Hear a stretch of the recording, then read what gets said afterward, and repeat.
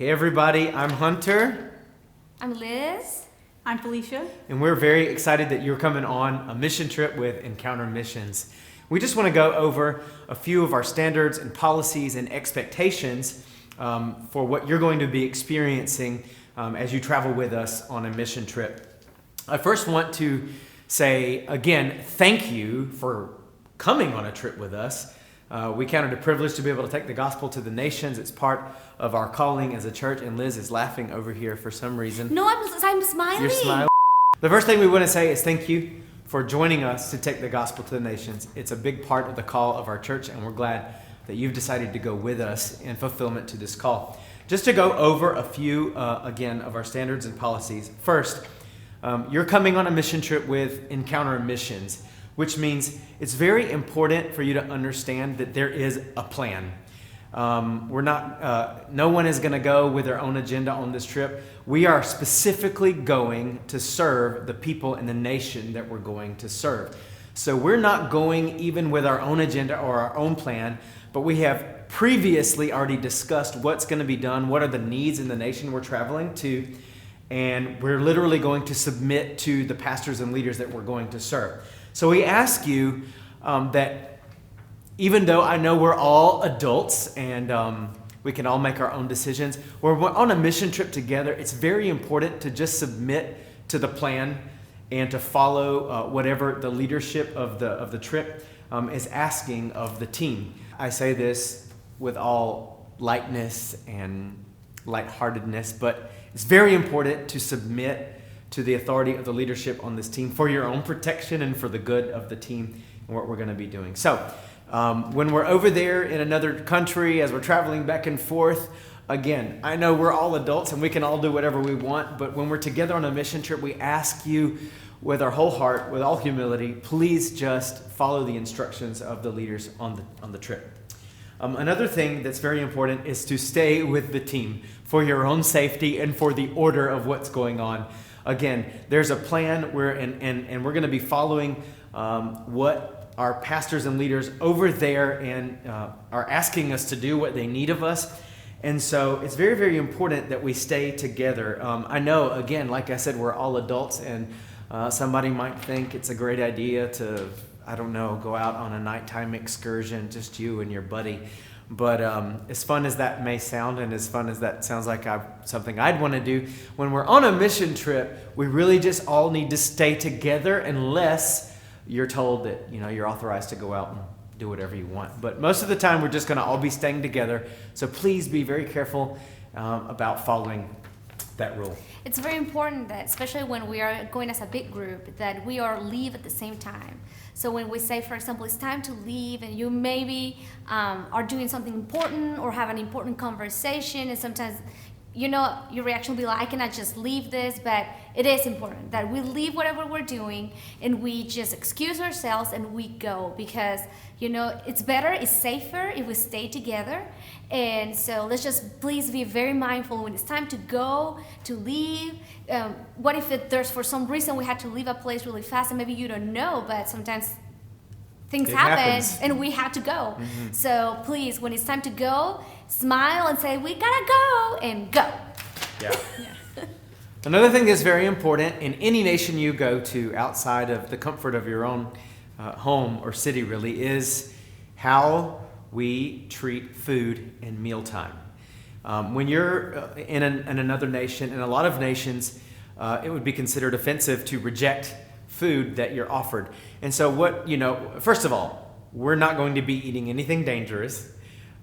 We plan ahead of time with the local native pastors and leaders, kind of what we should be eating and all of that. They're going to do their best to prepare things that, will be okay for us to eat. We're not going to eat anything that could hurt you. And so the protocol is this. When you're served food, you smile and you say thank you in whatever language it is in the nation that you're on a mission trip in. And then you just eat it with a big smile, okay? The rule is basically this: unless you're allergic to it and it's going to harm you, eat it. And so if you're allergic to something, just let us know, and it's okay. We can figure that out. We don't want to have to take anybody to the doctor while we're in a foreign country. But if you're not allergic to it, if it's not going to hurt you, we just need to smile and eat it, even if it's not your favorite thing. I know I've been on trips before and taken teams, and these people in these other nations, they work hard and put a lot of love into preparing food for us. And then, for someone to turn their nose up at it or be like, ew, I don't like that, or I don't want to eat that, it could be something that kind of closes the door of their heart for them to be able to receive ministry from us. So, again, let's be careful with our facial expressions, like, ew, like, whatever, like, it's okay if you don't know what's in there. We just eat it. We're going to bless the food. It's going to be good. And again, let's just smile and eat the food. Just remember, you can even drink poison in the name of Jesus, and it shall not harm you. So no worries about the food. Just eat it. All right. Also, it's important that when we're eating, it's not just like we eat. We eat, we smile, we say, this is delicious. We want to show gratitude towards the people that are serving us while we're there. So that's about food. How about manners? Also, smile and say thank you until you're blue in the face. I mean, smile until it hurts. We just want to smile the whole mission trip.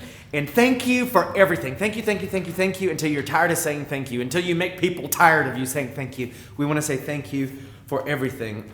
And again, whatever nation you're going to, learn how to say thank you and say it as much as you can on the whole entire trip, and pretty much anywhere in the world. Smiling is a good thing to do. Everyone understands smiling. Right. Also, we just kind of have a rule on mission trips too, and it's this: no complaining until you get home. Once you get back home and go through customs, you're free. And you get in your car, you can complain about everything you want to from the mission trip. But while we're on a trip, a lot of times we go places and it's hot. Guess what? If it's hot, everybody's hot. So there's no need to say, oh my God, it's so hot. Okay, everybody knows it's hot or cold or uncomfortable or sticky or whatever. So we just make it a point, we just don't state the obvious, and we make it a point not to complain about things. When you get home, you can complain all you want if you want to do that. Okay? Let's see. What about ministering to people? There's going to be several opportunities where we're going to be probably ministering in churches, ministering in the streets, or in different environments. We're going to be ministering to people, and many times we may be praying for people and that type of ministry. And one thing that is very important is try to stay as much as possible ministering to and praying for the same sex. In different countries and in different environments and cultures, interaction between people of the opposite sex, there's different rules and there's different standards and there's different customs and expectations. And so we just kind of make it a standard rule: if you're going to pray for somebody, go pray for someone of the same sex. Now, is that always going to be 100% strictly enforced? No. Maybe I might be on a mission trip and I want to pray for a lady. What I would do in that case, if I feel like God really wants me to pray for this lady or give a word to this person or somehow minister to him, I would grab Liz or some other lady on the team and say, hey, come with me.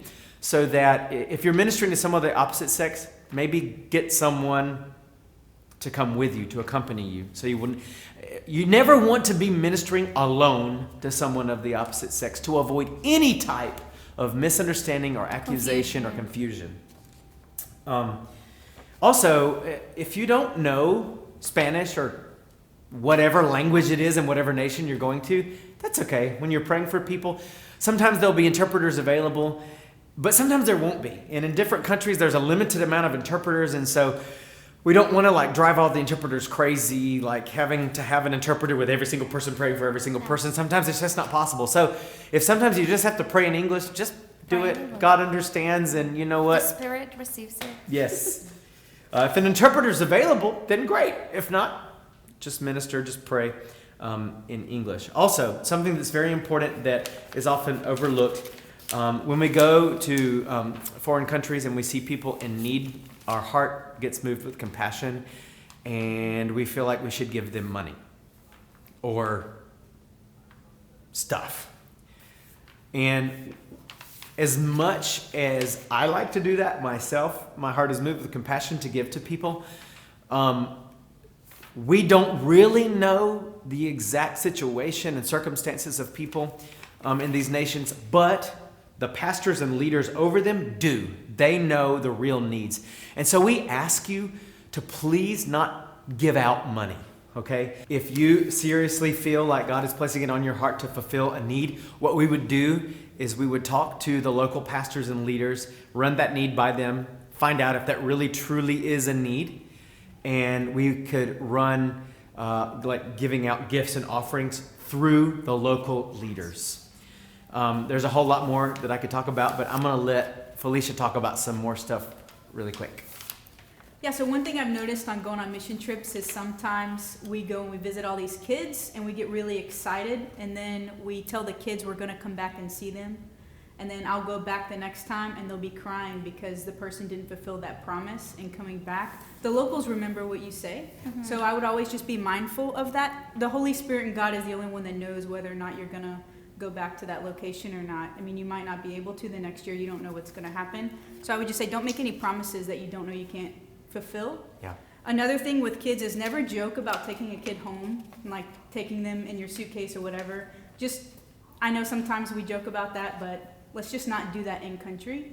And as well, whenever you're holding a kid, never walk away from a parent with their kid without asking them if it's okay to take their kid away. Mm-hmm. And also be mindful, never give a kid candy or soda or things like that without running that through the parent, because you don't know if the parent would want them to have that item. So just try to be as respectful as you can with kids. Another thing is, we have Facebook. Most countries have Facebook, and it's okay to contact with people over Facebook, but never give out your personal telephone number. So just keep that aside and just become Facebook friends. That's fine, but don't ever give out your personal information to people in other countries. And then, as Pastor Hunter said, we're going to serve these people, and so we all need to have a servant's heart. We're going to have a great time, of course, but our main objective is to serve, and it's all about them and how we can serve them. So look for areas on how you can serve and not necessarily ways you can have a cool experience, even though God will bless you by going.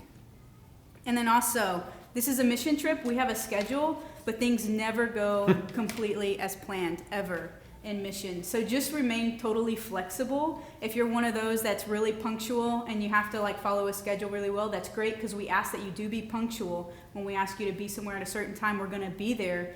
But then if we told you one thing, we plan to do something that day and it falls through and we do something different, just be open and flexible to those changes as they occur in country. Okay, now we're going to transition to some very specific items about the Cuba trip. And Cuba is the Caribbean and it's Latin America, and Liz is Mexican, so she'll have some extra stuff to say about this. We're going into a Latin American nation, and it's important to know stuff about Latin American nations that you may not know. And Cuba is not just Latin America and the Caribbean, but it is a communist nation. And in fact, the fact that we're taking a mission trip to Cuba is incredible. This is something that we have dreamed of doing for years. It was pretty much impossible until recently to travel to Cuba. And in reality, we're not supposed to be traveling to Cuba as missionaries. On our side, on our end, we're going as missionaries. But once you get in Cuba, you are a tourist. Mm-hmm. Once you get in Cuba, you are a tourist. It is very important not to arrive and say, I'm here on a mission trip. I'm a missionary from America. Yeah. No. That is not welcome in Cuba. Now, contrary to what a lot of people believe, Cubans love Americans. They do. It's not so much that there's this animosity of Cubans towards Americans, but because of everything that has gone on in history and the different wars and the missile crisis and just the reality of communism, and then there is the embargo that is placed against Cuba from the United States. We haven't been able to travel back and forth to Cuba for a long time.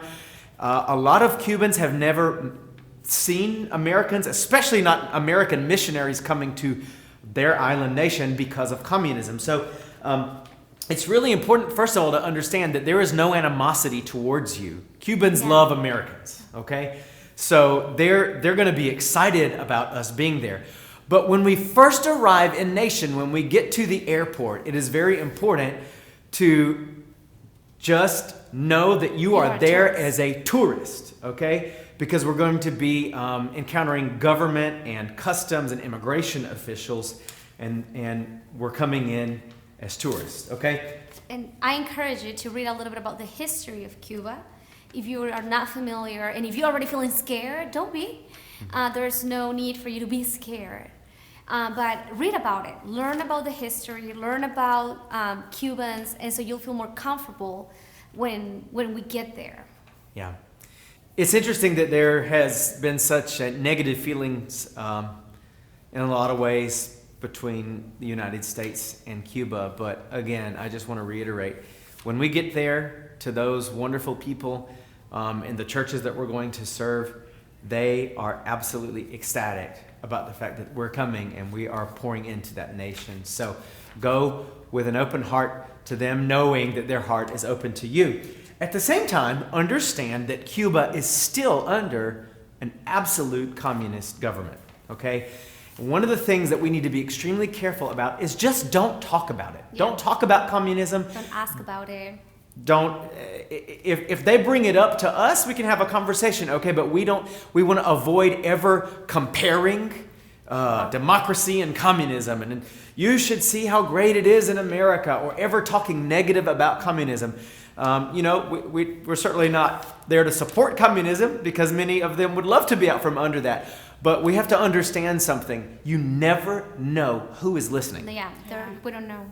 And the pastors there in Cuba said, to be very careful about those types of conversations, because you never know that the person just outside the door or across the wall may be listening to your conversation. And we're in no danger whatsoever as Americans there. But we could put them in danger if it is found out that they're having anti-communist conversations with us, okay? And so we just avoid all conversations that either speak negatively about, and really talk about communism at all. We don't compare our nation to their nation, our government to their government. We just avoid that conversation altogether. At the same time, we would ask, please do not bring your American flag T-shirt to Cuba. We ask that please don't pack any sort of patriotic American clothing. Cuba's flag actually happens to be red, white, and blue too, so that's okay. But we want to avoid anything that looks like we're the Americans coming to town. So let's dress very unassumingly as we go into Cuba. Let's see what else is very important.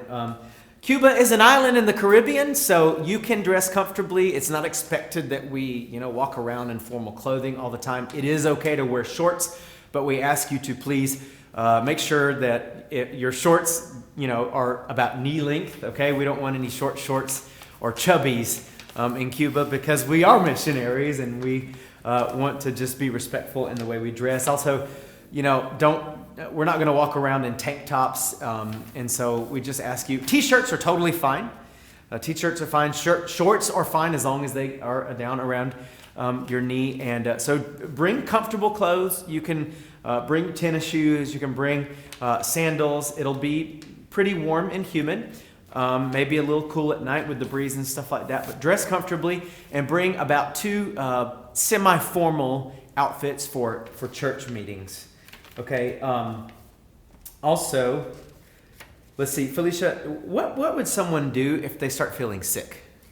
Just let us know. Let a leader on the team know if you start feeling sick, and then we'll get you medicine that you need.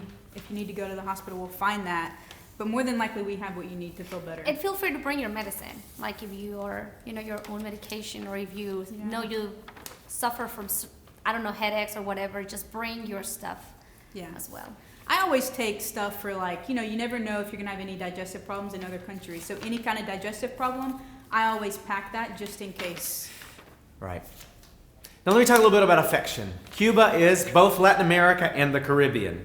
So hugs and kisses abound. All right. So again, Liz can maybe share a little bit more about this. But in Latin America, it's very, very common to not just they don't do the side hug thing like, the church side hug thing like we do here in America. They're going to hug you front and center, tight and long, and you might get a kiss on each cheek, and that is very, very normal. They mean nothing romantic by it. Yeah, and it could be the opposite sex too. Yeah. So you just go with the flow.